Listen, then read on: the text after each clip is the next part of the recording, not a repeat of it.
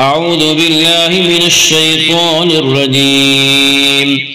بسم الله الرحمن الرحيم. يا أيها الذين آمنوا إذا تداينتم بدين إلى أجل مسمى فاكتبوه وليكتب بينكم كاتب بالعدل ولا يأب كاتب أن يكتب كما علمه الله فليكتب وليملل الذي عليه الحق وليتق الله ربه ولا يبخس منه شيئا فإن كان الذي عليه الحق سفيها أو ضعيفا أو لا يستطيع أن يمل هو فليملل وليه بالعدل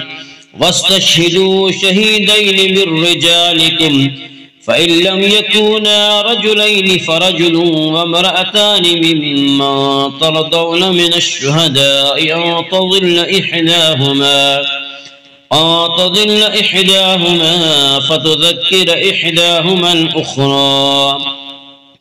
ولا يأبى الشهداء إذا ما دعوا ولا تسأموا أن تكتبوه صغيرا أو كبيرا إلى أجله ذلكم أقسط عند الله وأقوم للشهادة وأدنى ألا ترتابوا إلا أن تكون تجارة حاضرة تديرونها بينكم فليس عليكم جناح ألا تكتبوها وأشهدوا إذا تبايعتم ولا يضار كاتب ولا شهيد وإن تفعلوا فإنه فسوق بكم واتقوا الله ويعلمكم الله والله بكل شيء عليم. وإن كنتم على سفر ولم تجدوا كاتبا فرهان مقبوضة فإن أمن بعضكم بعضا فليؤد الذي ائتمن أمانته وليتق الله ربه ولا تكتموا الشهادة ومن يكتمها فإنه آثم قلبه والله بما تعملون عليم. لله ما في السماوات وما في الأرض وإن تبدوا ما في أنفسكم أو تخفوه يحاسبكم به الله ويغفر لمن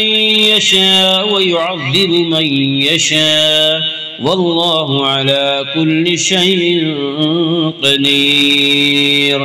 آمن الرسول بما أنزل إليه من ربه والمؤمنون كل آمن بالله وملائكته وكتبه ورسله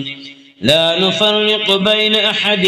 من رسله وقالوا سمعنا وأطعنا غفرانك ربنا وإليك المصير.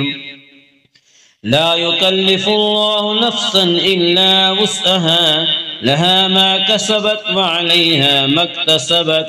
ربنا لا تؤاخذنا إن نسينا أو أخطأنا ربنا ولا تحمل علينا إصرا كما حملته على الذين من قبلنا